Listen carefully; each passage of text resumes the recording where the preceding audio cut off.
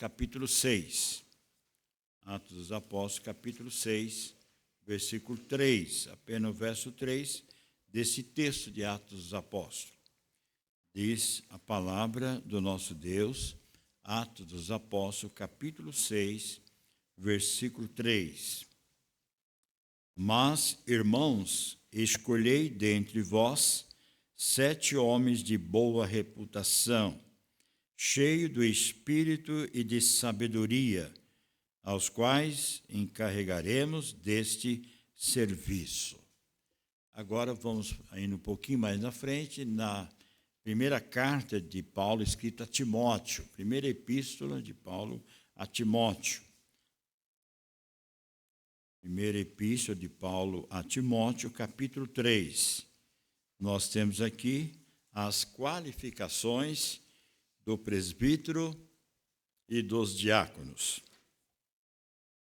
Faremos a leitura do versículo de número 8 até o versículo 10. 1 Timóteo, capítulo 3, versículo 8 até o verso 10. Semelhantemente, quanto aos diáconos, é necessário que sejam respeitáveis, de uma só palavra, não inclinados a muito vinho, não cobiçosos de sórdida ganância, conservando o ministério da fé com a consciência limpa. Também sejam estes primeiramente experimentados e, se mostrarem irrepreensíveis, exerçam o diaconato. À luz do nosso texto lido nesta noite, quero compartilhar com a igreja sobre as atitudes do servo de Cristo. Aquele irmão que se identifica como servo de Cristo é aquele que tem prazer em servir uns aos outros. Quando nós nos identificamos com uma pessoa que é modelo e exemplo na Sagrada Escritura, por excelência, Cristo Jesus, nós vamos aprender do Salvador o que é servir ao Senhor. Isso não se qualifica apenas para o pastor, presbítero ou diácono, mas para toda a igreja. Todo aquele que foi chamado para ser discípulo de Jesus tem essa incumbência de servir no reino de Deus. Nós encontramos que na igreja do Senhor, Deus qualifica o seu escolhido para diversos ministérios dentro da igreja. Então, ele tem o seu ministério de servir o reino de Deus, mostrando isso de forma horizontal, diante da membresia da igreja do corpo de Cristo. Que alegria, irmãos, quando nós somos invadidos pelo nosso coração, quando, num determinado momento, Deus prepara a sua igreja para ter oficiais que venham servir ao reino de Deus. Como disse, todos os discípulos são servos do Senhor, mas dentro da organização da igreja, o Senhor separou homens para um ministério mais específico. Então, o presbítero docente, o presbítero regente e também o diácono. Então, quando nós somos separados por Deus, e tão somente Deus que chama, e Deus chama e usa a assembleia da igreja, prepara a igreja para este momento de homologação da vontade soberana de Deus, nós então nos alegramos quando Deus nos concede homens segundo o coração de Deus para o seu serviço. São homens escolhidos, homens ordenados e homens que estão prontos para servir ao Senhor. Mas, irmãos, a gente tem acompanhado, e com muita dor, com muita tristeza, ao longo da história da igreja, que há pastores, há presbíteros, há diáconos que não querem servir. Querem ser servidos tão somente. Não se coloca na disposição de andar com a igreja, estar com a igreja, pastorear a igreja com o seu oficialato. No momento em que se depara com um chamado e é escolhido até pela igreja, mas no momento que é ordenado, impulsado, ele se distancia, ele se ausenta do rebanho, da igreja, porque agora ele precisa ser assistido pela igreja. E às vezes nós vemos isso acontecer com muitas igrejas que entristecem o nosso coração, porque muitas vezes chegam até a ser pessoas intocáveis, ou seja, há pastores que você leva meses para poder conversar com ele. Você tem que passar por uma série de processos até chegar na vida do pastor. Quer dizer, esse é o tipo de ministério que não está na palavra de Deus. A Sagrada Escritura mostra como tem desenvolvido aqueles que são chamados e escolhidos pelo Senhor. Então, diante desse ministério, o diácono omisso a esse chamado da igreja do Senhor traz, sem dúvida, profunda tristeza no ministério pelo qual foi chamado, assim como presbítero, como diáconos. Quando nós olhamos para o texto que nós lemos em Atos 6, versículo 3, e a nossa primeira carta de Paulo a Timóteo, capítulo 3, verso 8 a 10, deixa muito claro para nós quais são as evidências, as atitudes que Deus espera do seu servo que quer servir a Cristo Jesus. Então, nós temos aqui algo que Deus preparou já no início da igreja primitiva, quando nasceu a nossa igreja primitiva, ali no primeiro século. Deus deu àqueles apóstolos a incumbência de chamarem homens para servir a igreja do Senhor.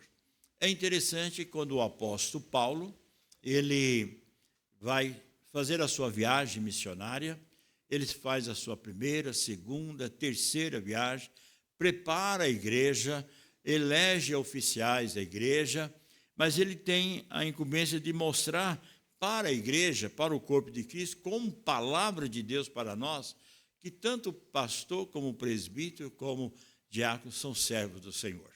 Ao escrever a carta aos Filipenses, no capítulo 1, ele inicia esta epístola dizendo algo muito interessante para a igreja. Quem são os oficiais da igreja? Que tipo de ministério eles devem desempenhar na igreja de Filipos, ou aos irmãos filipenses?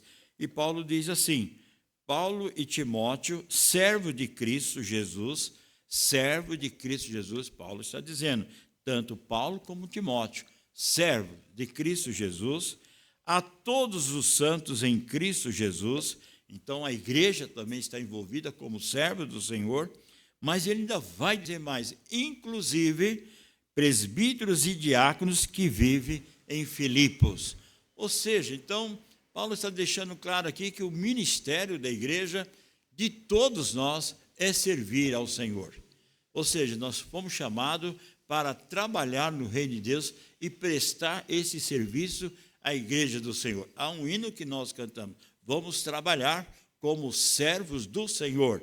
Então, diante disso, temos essa responsabilidade que Deus colocou no ministério da igreja, a todos nós, em especial para aqueles que são separados para o oficialato. Ainda em Filipenses, capítulo 2, Paulo, então, vai descrever ali no versículo 7 até o versículo 30, descrevendo o papel do servo, mostrando na pessoa de Timóteo, na pessoa de Epafrodito, e no capítulo 3, no versículo 7 a 9, Paulo vai mostrar também o seu ministério de servir a igreja do Senhor Jesus. Portanto, foi dado por Senhor Jesus a incumbência de ter homens com qualificações nesse sentido de servir a igreja do Senhor Jesus Cristo. Mas nós entendemos, irmãos, que somos falhos, somos imperfeitos, não estamos aqui na terra com toda a perfeição, embora nós buscamos a nossa santidade, nós buscamos andar segundo o coração de Deus, mas muitas vezes nós ficamos tristes porque alguns têm perdido essa visão de servo, quer o cargo como primazia, quer ser destacado como uma pessoa mais especial do que os outros, quando, na verdade, quando fomos chamados, fomos comissionados por Deus para ser servos do Senhor. E diante disso, nós temos, conforme o texto que registra em Mateus, de uma mãe que chegou diante de Jesus e fez um pedido ao mestre. Senhor, quando tu entrares no paraíso, gostaria que os meus 2 filhos fossem privilegiados. Um ficasse à direita e o outro à esquerda. Quer dizer, uma mãe, né? Conforme eu coloco até na pastoral, superprotetora dos filhos, né? E às vezes, muitas vezes, nós cometemos esse erro, às vezes ali, acolá, de dar muita proteção e erramos muitas vezes quando fazemos isso. Então, o Senhor repreende e diz, não vou conceder isso. Não compete. E não compete mesmo, porque Ele é o Senhor da igreja. Ele que direciona quem Ele deseja estar com Ele na presença da eternidade. Mas o Senhor Jesus vem e diz a Tiago e João, olha, o que é pedido não será concedido, mas é possível que vocês tomem o cálice que eu vou tomar? E ele diz assim, é possível. Então nós vemos como aconteceu com a vida de João e de Tiago. Tiago foi um grande líder da igreja, tornou-se o presidente do concílio daquela época. Conforme Atos capítulo 15, registra que este homem liderava, tanto que houve reuniões importantes em Jerusalém para orientar e dar instrução à igreja. E Tiago era esse líder, mas o seu final foi morto, cortado ao meio, pela perseguição dos judeus, dos que não gostavam do cristianismo, pegou Tiago e levou à morte, cortando o servo de Deus pelo meio do seu corpo, cortando ao meio. O apóstolo João, depois de ser aquele apóstolo do amor, a quem falou sobre o Filho de Deus, ensinou profundamente sobre servir uns aos outros, falou do ministério do amor, da sua primeira, segunda e terceira epístola. Ele é levado ao exílio na ilha de Pátimo, e ali ele fica até a sua morte. Irmãos, o ministério de Cristo não é um ministério de primazia, mas é um ministério de servir, de se colocar-se diante da obra do Senhor. E assim, irmãos, a igreja de Cristo espera o nosso Deus, o nosso Salvador, espera que esses oficiais compreendam o seu chamado e o seu ministério. Mas outro ponto importante também para nós ver como nós somos falhos. Havia um apóstolo que se destacava muito na fala dele quando estava com o Senhor Jesus. O apóstolo Pedro. Pedro era um homem que, diante do colegiado, do apostolado, sempre que o Senhor Jesus terminava a sua instrução, a sua orientação, Pedro era o primeiro a se manifestar e falar. Um dado momento, o Senhor Jesus conversa com os apóstolos e olha para Pedro e diz, Pedro, você vai me negar. No momento que eu vou precisar do seu testemunho, de que você me segue, que você é meu servo, tu vai me negar. Pedro disse, jamais te negarei. Mas quando nós olhamos para o texto de Mateus 26, nós encontramos ali do versículo 69 até o verso 75, 3 vezes Pedro negando o Senhor Jesus. E não é negando para um doutor da corte, um magistrado, uma criada. Alguém, tu és um galileu, tu és um deles. Jamais. Nunca vi esse homem. Não conheço. Às vezes, irmãos, nós temos assim, pessoas na liderança da igreja, e que na hora que é necessário comprovar a sua fé, o seu amor para as coisas do reino de Deus, nega o nome do Senhor Jesus. Mas esse Pedro que foi alertado pelo próprio Senhor Jesus, mostrando da sua fraqueza, foi um Pedro que depois de ser selado pelo Espírito Santo de Deus, tornou-se um gigante da fé. Ao ponto, quando ele prega em Atos dos Apóstolos, capítulo 2, no seu primeiro sermão evangelístico, ali na porta famosa do templo de Jerusalém, e ele prega com toda a ousadia, com toda a intrepidez, sem medo, e diz, vós galileus, vós mataste o Salvador. Mas tudo isso para cumprir o que estava predeterminado na Sagrada Escritura pelo plano eterno divino. E aquela pregação pelo Espírito Santo de Deus trouxe ali naquela manhã, à tardezinha, terminando ali seu sermão, trazendo a conversão de quase 3.000 almas. Irmãos, Pedro, aquele covarde, aquele que negou o Senhor Jesus, agora está encorajado, motivado, com toda a ousadia, com toda a intrepidez, pregando a palavra do Senhor, até que veio a sua morte, e ele foi também crucificado. E ele dizia, eu não quero ser como Cristo, crucificado da forma de Cristo, e ele então foi de cabeça virado para baixo. Irmãos, o servo de Deus tem um preço a pagar. O apóstolo Paulo, por muitas vezes, saiu perseguindo a igreja, ficou feliz de ver gente morrendo, levando pessoa para o cárcere, mas quando ele foi agraciado com o evangelho da graça, e tão somente o evangelho da graça do Senhor, tornou-se o apóstolo Paulo um novo homem. Agora um líder, agora um servo do Senhor, e pronto para viver esse ministério. E quando você lê a segunda carta de Paulo aos Coríntios, no capítulo 11, ele vai descrever ali toda a sua trajetória do serviço cristão. Mas ele não deixa de registrar o que ele passou, do que ele enfrentou, das lutas, das provações, e em alguns momentos se deram como ele tivesse morto. Mas ele termina no verso 25 do capítulo 11, dizendo o seguinte, tudo isso foi por amor à igreja do Senhor. Então, o servo de Deus não é aquele que busca a primazia, o destaque, o status. Pelo contrário, nós somos chamados pela igreja, pelo nosso Deus, homologado por uma assembleia, para dizer, nós estamos aqui para servir o rebanho do Senhor. Nós estamos aqui para pastorear a igreja. Nós estamos aqui para acolher aqueles que aproximam a casa do Senhor. Nós estamos aqui para instruir nos caminhos corretos da Sagrada Escritura, apontando para aquele que é Jesus Cristo, o único Senhor e Salvador da nossa vida. Mas, irmãos, o que faz, então, nós sermos servos do Senhor? O que leva nós a viver essa vida de ministério segundo a vontade de Deus? Há duas coisas importantes na vida do líder, na vida do servo. Primeiro, vida de oração. Vida de oração.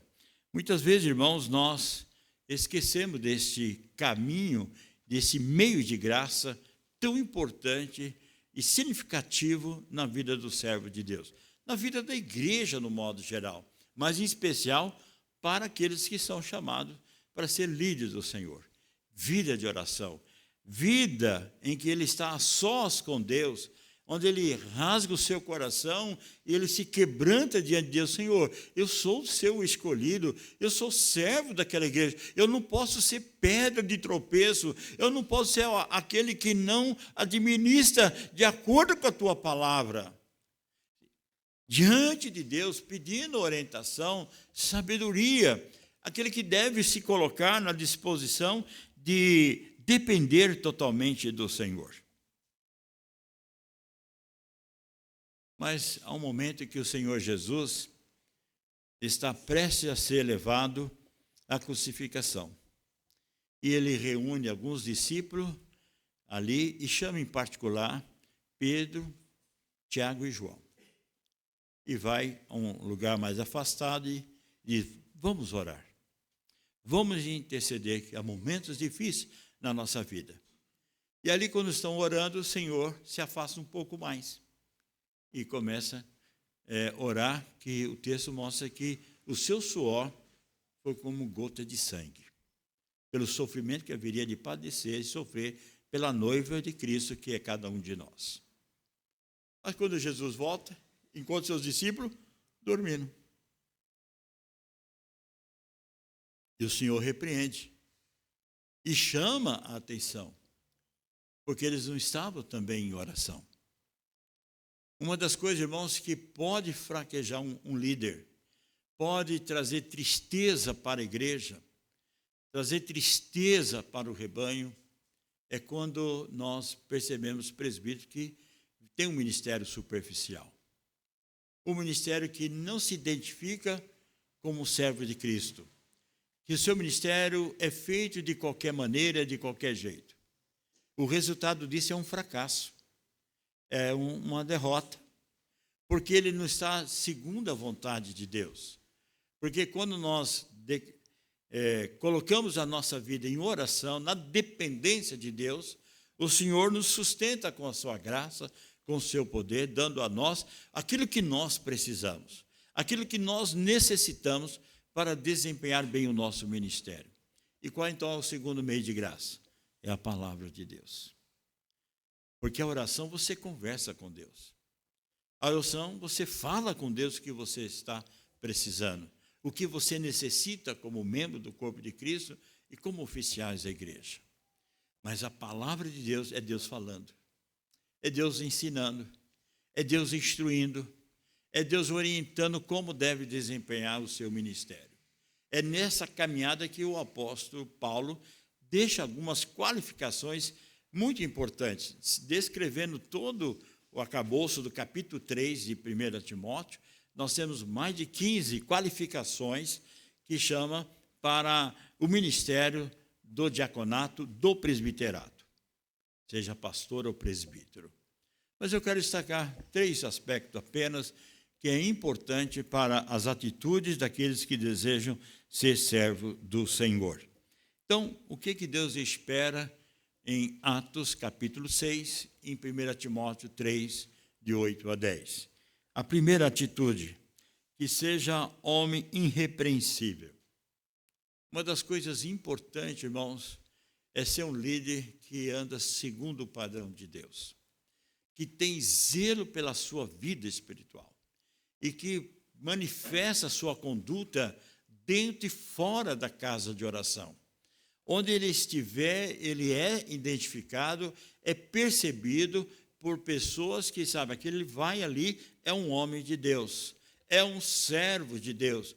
As suas atitudes, o seu comportamento, nada desabona.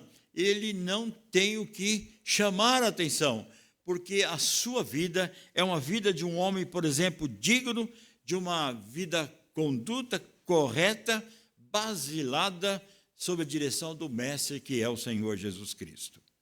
Um testemunho dentro e fora.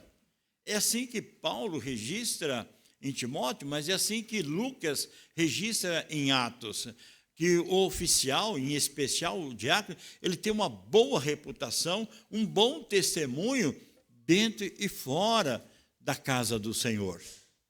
É isso que traz o benefício, a grandeza da pregação do Evangelho, da exposição fiel da palavra, porque quando as pessoas aproximam a casa de oração, vai encontrar que nesta ou naquela outra igreja, mas que prega com fidelidade a palavra de Deus. E quem está pregando, quem está falando, quem está ensinando, quem está servindo, são homens de Deus na qualificação de servo do Senhor. Não tem uma linguagem dobre, ou seja, uma linguagem duvidosa. A sua palavra é única, é uma palavra segura, convicta, que edifica, que constrói, que traz benefício ao corpo de Cristo, à igreja do Senhor. Aliás, o Senhor Jesus ensinou à sua igreja, e principalmente aos oficiais, que a nossa palavra tem que ser sim, sim, não, não. O que passar disso vem do maligno. Então, o nosso ministério é um ministério de servo, mas que mostra uma vida que não há necessidade de ser corrigida, repreendida pela sua conduta, pelo seu ministério.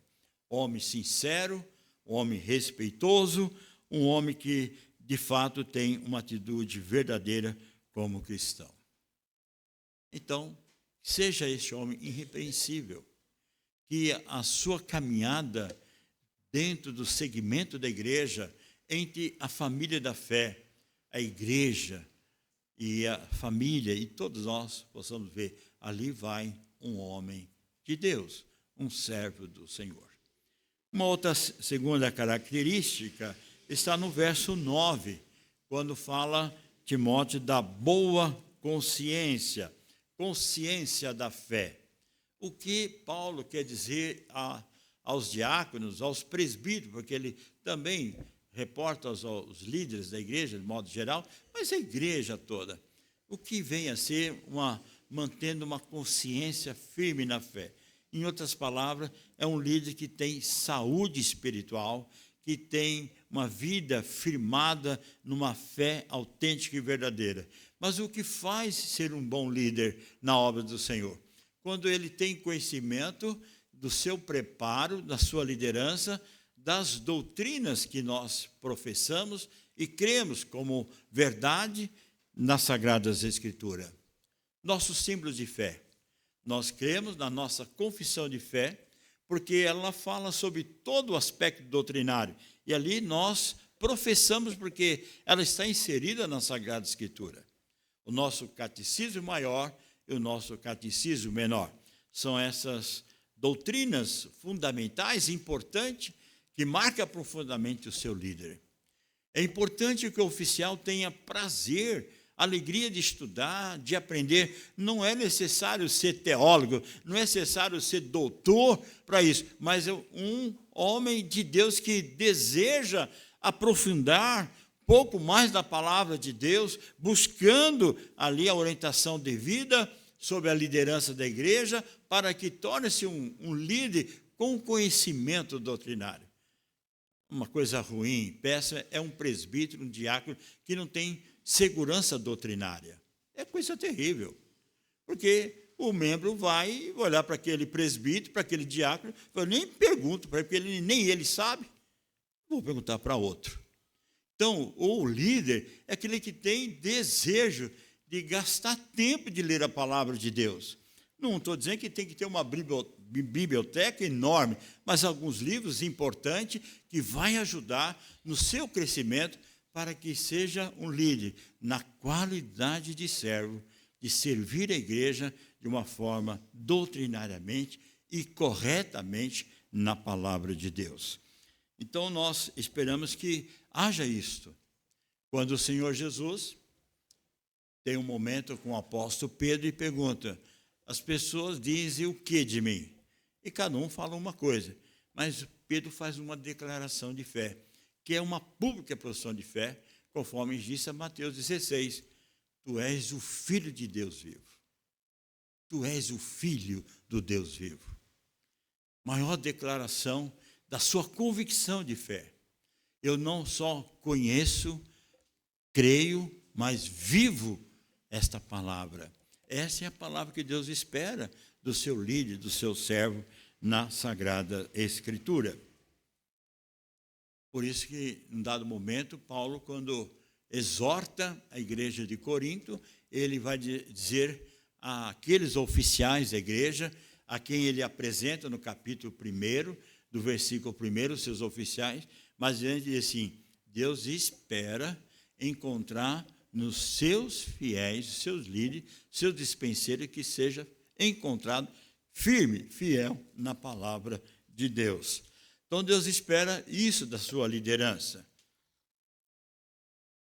Mas o terceiro e último momento está aqui no versículo 10, que o apóstolo Paulo vai dizer o que espera que a igreja faça na sua liderança. E o verso 10 diz que seja ele experimentado, testado, seja, olha bem, irrepreensível, de novo, e que exerça, então, o diaconato.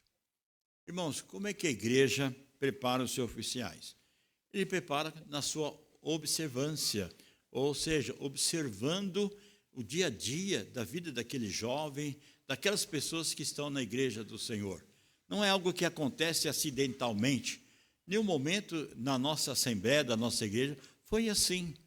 A igreja passou um tempo de oração, nosso conselho, orando, os nossos irmãos observando os membros da igreja, olhando os homens da igreja, pedindo a direção de Deus. Depois houve uma escola de curso de liderança, preparando para que os irmãos tivessem conhecimento do que vem a ser um líder.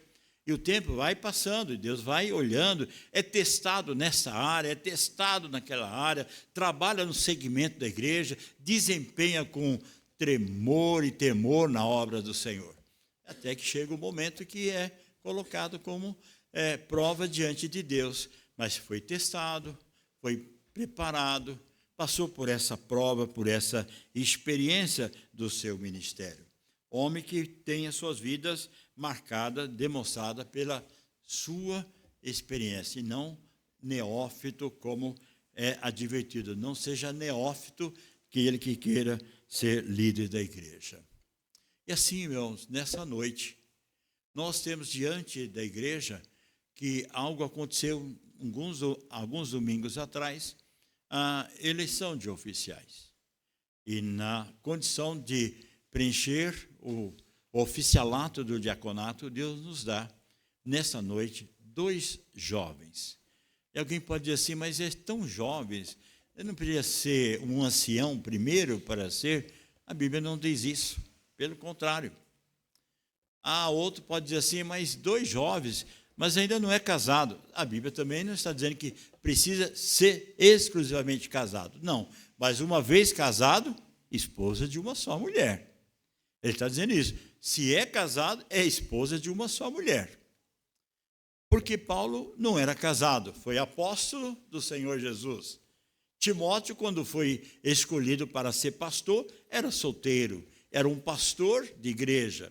Então, veja, irmãos, que não está nesse lado. Mas uma vez, se este ou aquele for escolhido é casado, ele tem que manifestar, então, de que ele sabe governar a igreja, porque ele governa bem a sua casa. Então, é uma característica que diz a Sagrada Escritura. Não pode ser um líder que você não sabe governar a sua casa. Então, mas você que é solteiro tem essa incumbência de se preparar no seu ministério, no seu oficialato, para que quando construir o seu lar, seja segundo o padrão de Deus. Que seja uma esposa temente a Deus, que seja uma esposa que anda nos caminhos do Senhor, que seja uma esposa que vive o evangelho da graça do Senhor, que seja uma esposa que, em primeiro lugar, é a primeira pessoa que intercede pelo ministério do seu marido. Isso é muito importante na vida da igreja. A igreja ora, a igreja intercede, mas a primeira pessoa por excelência é a sua esposa, que intercede para que ele vá bem e seja uma bênção no rebanho do Senhor. As atitudes do servo de Cristo. Está aí, meus irmãos, esse desafio para a igreja nesta noite.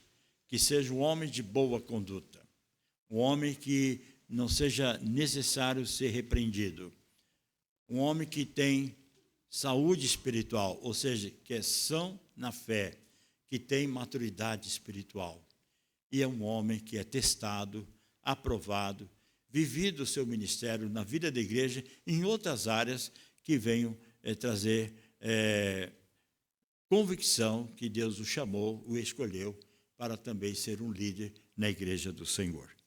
Mas a característica é essa, de servir. Seja o pastor, o presbítero e o diácono, a sua característica é a marca de servir.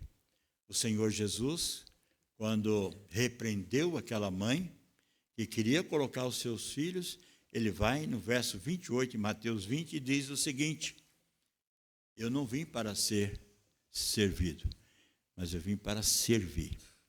E o Senhor Jesus mostra ali 2 coisas: qualidade de servo, e a segunda, ele se entregou até a morte de cruz, para resgatar a sua noiva, a sua igreja, por amor a Deus. Irmãos, que nesta noite nós tenhamos um momento histórico, mais um momento magnificante na nossa igreja, de ter o registro de mais outros oficiais para ajudar na expansão, na ordem, na decência, naquilo que traz o benefício do reino de Deus, uma igreja que anda segundo o coração de Deus. Que Deus assim nos abençoe. Amém.